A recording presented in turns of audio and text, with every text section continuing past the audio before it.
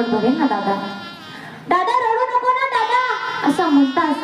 माऊली म्हणतात मुक्ता अगं बाळा खूप वाईट वाटतं ग मला, आपल्याला समाजामध्ये वावरून देत नाही. दादा खचून जाऊ नको, समाजामध्ये आपल्याला लढाई जिंकायची आहे असं म्हणतात माऊली. कुट्याचा दरवाजा उघडतात माऊली, मुक्ताईला जवळ घेतात आणि रसा रडतात. मुक्ता आपलं जीवन व्यर्थ आहे ग, तर का आपण संन्यासाची काढते?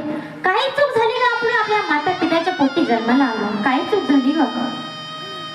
आपल्या हातात होतं का ग जन्माला यायचं? काय चूक झाली ग आपली? आपण यांच्या पोटी जन्माला आलो आणि त्यांचं काय चुकलं ग? त्यांनी आपल्याला जन्म दिला. दादा त्यांचंही चुकलं नाही आणि आपलंही चुकलं नाही. हे नशिबाचे खेळ दादा, पण आपल्याला खचून जायचं नाही. बरं ठीक आहे मुक्ता, तू म्हणशील तसं. बिचारा बाप त्या भक्तांकडे जातोय, नाक घसरतोय आणि म्हणतोय माझ्या मुलांना शिक्षण मिळू दे. पण नाही, भक्त साधे नव्हते, धाडकन त्यांच्या छातीवर लाथ मारल्याने म्हणाले निघ रे संन्यासी, तुझा येथे येण्याचा काही अधिकार नाही. तर का तू एक संन्यासी आहे असं म्हणतात. ते पुन्हा तिथून निघून गेले आणि घरी आल्यानंतर रुक्मिणी मातेला म्हणतात नाही ग, मी बाप असताना माझ्या मुलांचं मला जीवन आनंदी पाहता नाही होऊ शकत ग.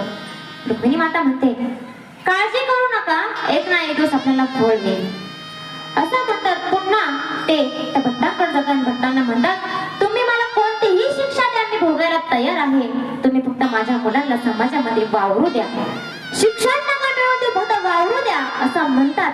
ते म्हणतात बरं ठीक आहे, तुमच्या मुलांना उद्यापासून समाजात येण्याचा अधिकार आहे, पण तुम्ही तुमचा देहांत प्रायश्चित करायचं, तुम्ही तुमच्या जीवनाचा त्याग करायचा असं म्हटल्यानंतर विठ्ठल पंतांच्या अंगावर शहारे आले.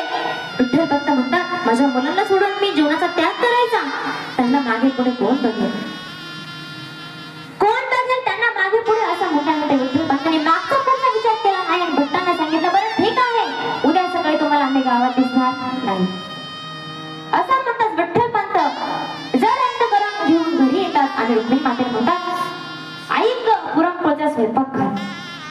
पुरणपोळीचा स्वयंपाक घाल असं म्हणतात. रुक्मिणी माता म्हणते आज कोणता सण नाही, वार नाही आणि पुरणपोळीचा स्वयंपाक का? पुरणपोळीचा स्वयंपाक का? रुक्मिणी माता म्हणल्यानंतर विठ्ठल पंतांना जरा वाईटच वाटलं, डोळ्यामध्ये अश्रू येत होते. पण काय करावं, कसं सांगावं हिला? आपले मुले घरामध्येच बसलेली होती, कसं सांगावं तिला?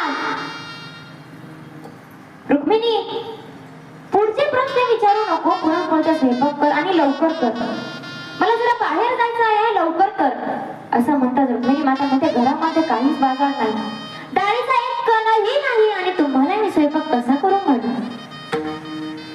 काही कर, घरी पैसे घे आणि आपल्या मुलांना आज पुरणपोळीच खाऊ घालायची.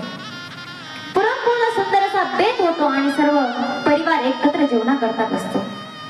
जेवणा करता बसल्यानंतर विठ्ठल पंत म्हणतात बाळांनो पोट भरून जेवण करून घ्या, आज जास्त पाणी पिऊ नका, तर आज जास्त पुरणपोळी खा.